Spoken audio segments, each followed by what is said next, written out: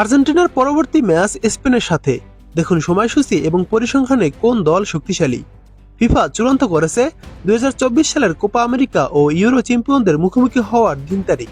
ফিনালিসিমার সূচি চূড়ান্ত করতে ফিফাকে অপেক্ষায় রেখেছিল স্পেন ফুটবল ফেডারেশন। স্পেনের পক্ষ থেকে জানানো হয়েছিল তারা ম্যাচটি খেলতে আগ্রহী, তবে 2026 বিশ্বকাপের টিকিট নিশ্চিত হওয়ার আগে বিষয়টি নিয়ে ভাবতে চায় না তারা। গত মাসে স্পেনের বিশ্বকাপ খেলা নিশ্চিত হয়েছে। 2024 কোপা আমেরিকার ফাইনালে কলম্বিয়াকে 1-0 গোলে হারিয়ে শিরোপা জেতে আর্জেন্টিনা। অন্যদিকে ইউরো 2024 ফাইনালে ইংল্যান্ডকে 2-1 গোলে হারিয়ে চ্যাম্পিয়ন হয় স্পেন। নিয়ম: ফিনালিসিমা ম্যাচ সাধারণত 90 মিনিটের হয়ে থাকে।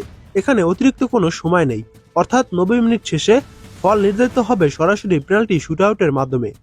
ফিনালিসিমার আলো থাকবে দুই প্রজন্মের দুই তারকা লিওনেল মেসি ও লামিন ইয়ামালের ওপর। বার্সেলোনা লা মাসিয়া একাডেমি থেকে উঠে আসা দুজনেরই শুরু ক্যাম্প নুতে। একজনের ক্যারিয়ার যেখানে শেষ লগ্নে, অন্যজনের যাত্রা সেখান থেকেই কেবল শুরু।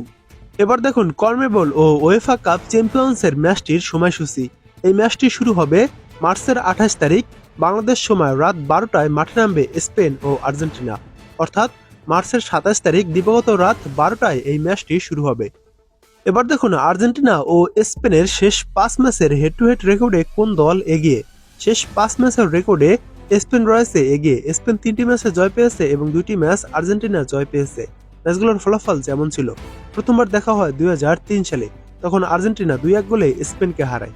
দ্বিতীয়বার দেখা হয় 2006 সালে, তখন স্পেন 2-1 গোলে আর্জেন্টিনাকে হারায়। তৃতীয়বার দেখা হয় 2009 সালে, তখন স্পেন 2-1 গোলে আর্জেন্টিনাকে হারায়।